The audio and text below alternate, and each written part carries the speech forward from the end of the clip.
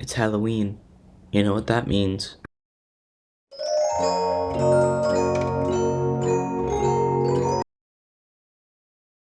For a Halloween video, I thought I should model the toy animatronics, and I will model the toy animatronics, like I'm modeling Toy Bonnie here, but I decided I wanted to make a fan game, so I think that to make a fan game, I'll need maybe another month or two, and I made my goal to make a Five Nights at Freddy's 2 fan game by at least the end of November, maybe in the beginning of December, but I just wanted to make the fan game before the next Five Nights at Freddy's movie, so it could be more recognized, because at that point more people are going to look at Five Nights at Freddy's content when the second movie comes out.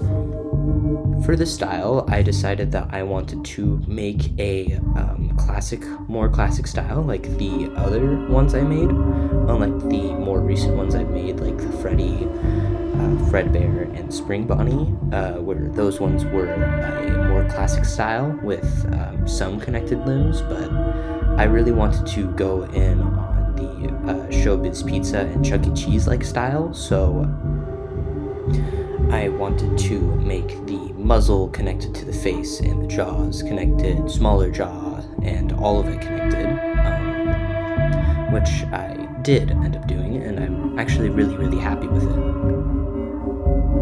I think the hardest part of making a humanoid creature is actually modeling the hips, because for some reason I try to do the same thing what I do for the torso, make as many subdivision surfaces, or just two of them, and then sculpt off of that. But for some reason, I don't know how to transfer that information into the hips. Luckily, I think this one has the best version of hips I made.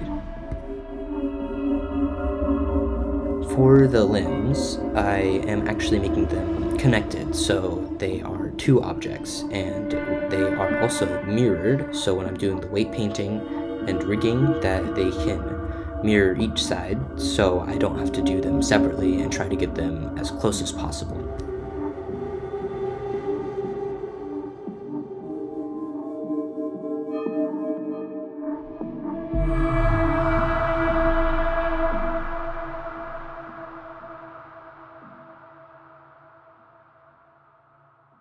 Another part I actually have trouble with is actually making buttons, and this is the one time I actually tried modeling a button, because this character would have multiple buttons, and by multiple I mean 5, 1 for his bow tie and 4 for his overalls. For the overalls themselves, I actually used a path modifier with a mirror on it, and then converted it to mesh, so then I can actually add the middle part that I wanted.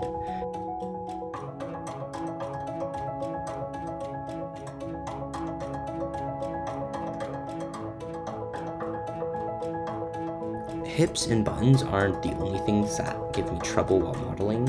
Usually hands give me a lot of trouble, because I can't usually rig them right, but I was determined for this model that I wanted to have the fingers actually bend, unlike the other ones where the fingers didn't bend. And luckily I was able to place vertices in the right places, so I could later give it the correct weight paintings, but while modeling I wasn't sure if I wanted to just bend them separately and then add a bit of wire there instead. I wanted to do seams connecting the limbs to the body and stuff, but I decided that I didn't want to do that because I didn't like how it looked. For the endo head, it was going to originally have little eye holes for the eyes to go into, but I didn't want to do that after a little bit, because I realized how small the eyes were going to be, and I could have increased the size of them, but I still didn't want to, because I wanted to give off the more creepy vibes rather than cutesy ones.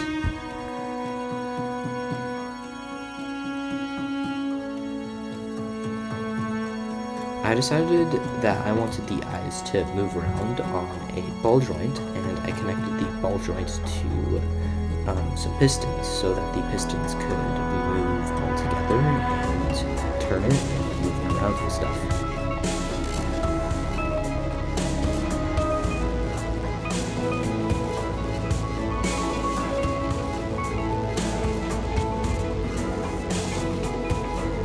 I think the reason why this model took so long is because I took so long trying to design the endo and make it look like it could actually be built in real life function correctly instead of adding, oh, well, this neck was affected by them, blah, blah. For the jaw, I decided I wanted it to be a Chuck E. Cheese and Showbiz Pizza style jaw, so that it would just push up and down the jaw of the rubber mask, so it would move around like that, which is a lot different from the classic Five Nights at Freddy's style jaw, where it has a second pair of teeth on the inside, and you can see its second pair of teeth.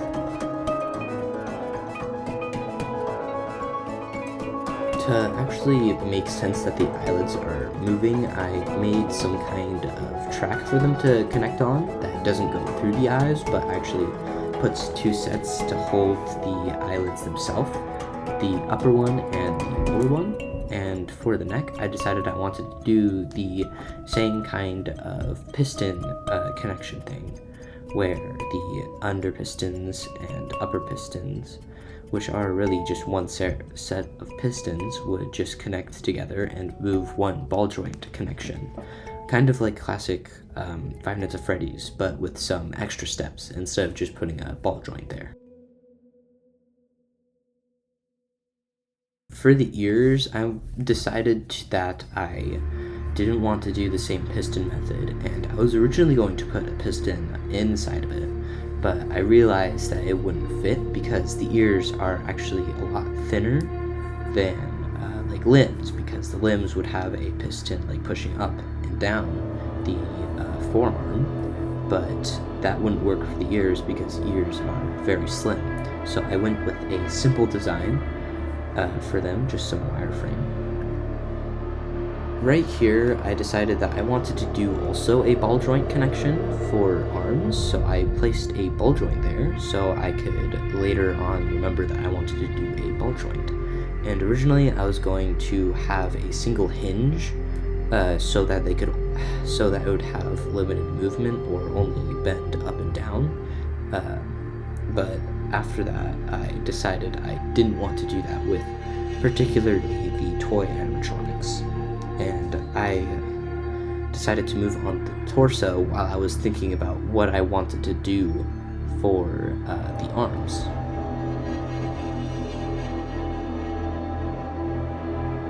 I'm doing a similar tactic to the torso though. I'm also just putting a few cages there to hold pistons and then ball joints in the middle of them so that they can connect and just bend. I decided I wanted to redo the neck because I thought that the rings made the animatronic endo look a bit weird. For the actual pistons, I'm making a base that has connected to a ball, and then I'm putting a path block, so while I rig, I only have to worry about 2 points of connection instead of an entire mesh. And for this particular animatronic, I decided I wanted to add a fiberglass layer, which I always wanted to do, and I have in some models that I didn't record me making, but it always turned out weird, but luckily for this one, it didn't turn out weird. For the arms, I decided that I would add the cages later, and would worry more on making the base, where like just a cylinder first, and connecting the pistons to the first joint, because how I rig things, it usually has the arms bent at around a 60-degree angle, and I needed to make the pistons positioned like they were at a 60-degree angle, and then I needed to move that all of those pistons to a perfect 90-degree angle on a asymmetric surface, so it would copy.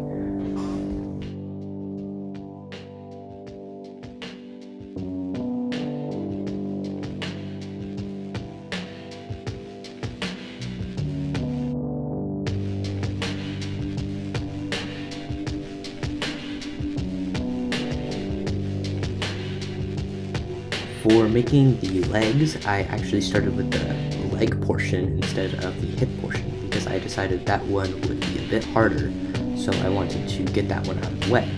So I put the leg at a 90-degree angle first and put the origins to the center of the sphere so I could rotate it on its axis.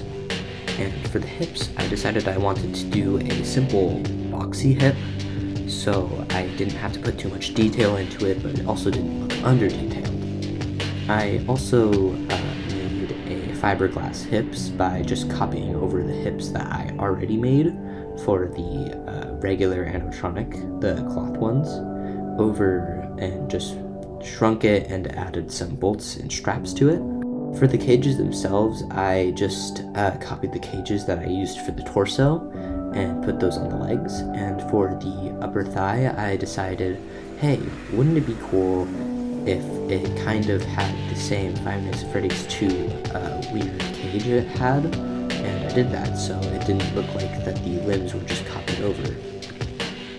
For the hands, I wanted to make a good endoskeleton hand because for all of my models, I wasn't entirely happy with the endoskeleton hands that I ended up making.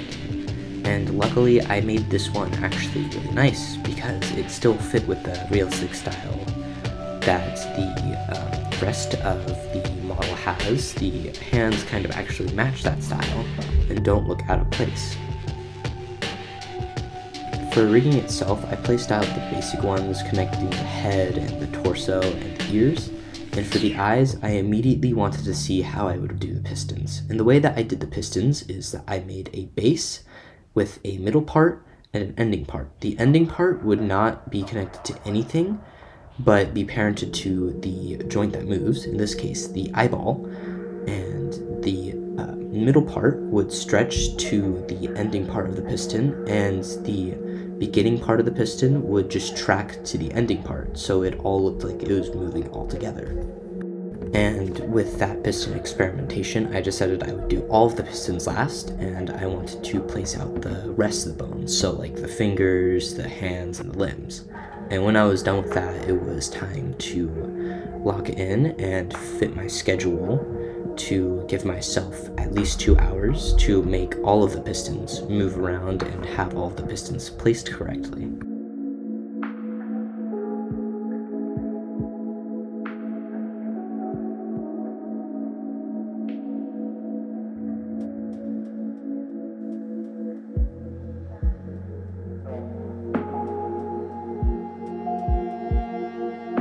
I made a little mistake while making the pistons. I accidentally copied and pasted one of the piston builds without realizing I did, so I had to go through all of them and delete the extra bones and then reconnect the ones that I accidentally deleted and made sure that it all fit together. And setting up the IKs, I was a bit confused why the arm was behaving like it did, and I thought it was because the pistons have parents, but in reality, the hand was connected to the upper arm still, and I just had to simply fix that by unparenting it.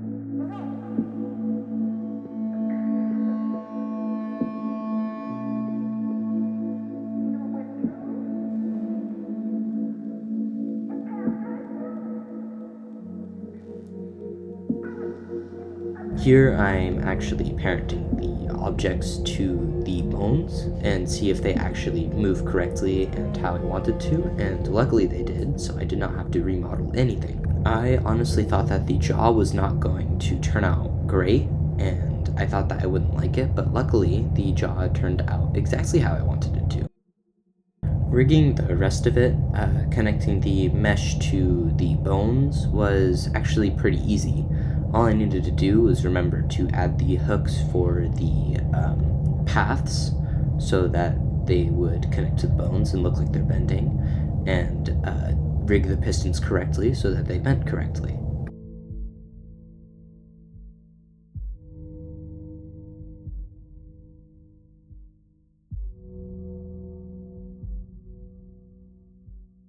I think my least favorite part of rigging on humanoid things is actually rigging the fingers because of how long each one takes. It doesn't take that long, but luckily it ends up good usually, and I really like that that all of the effort that I put in, and it all ends up how I like it. Here I'm just actually making it so that the jaw moves separately than the upper muzzle, and here I am separately rigging the torso and the overalls.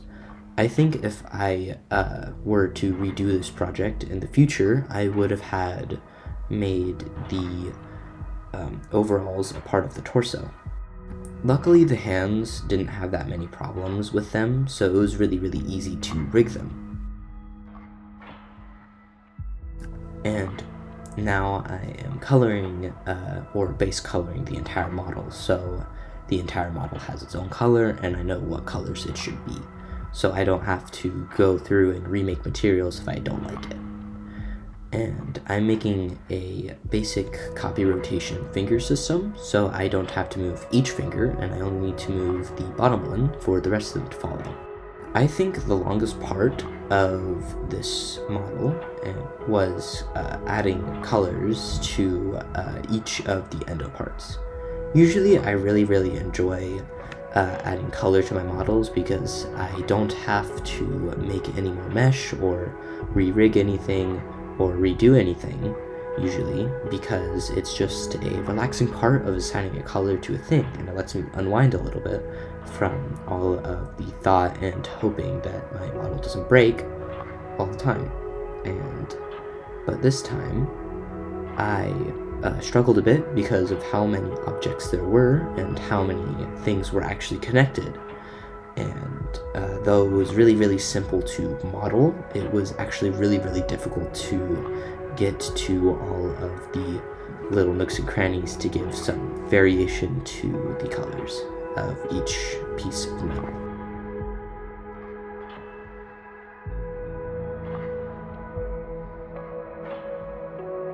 I think what took an especially long time to color everything was actually the legs, and more specifically the little pins holding the legs to the middle actually took the longest. And since I didn't want to copy everything over because I was worried about forgetting some things and then coming back to it and having to fix it, but luckily I got everything done really quickly.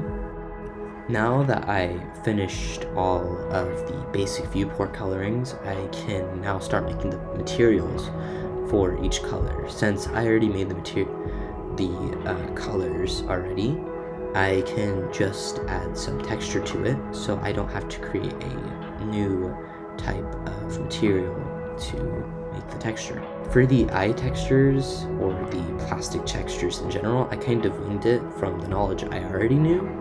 So adding some bump nodes that were actually some Voronoi or textures connected to noise textures to make the bump. And here I did actually follow a tutorial for the fabric because I didn't really know what to do, and so I picked a really good tutorial that I will post in the description. But this material makes the model look really good and realistic.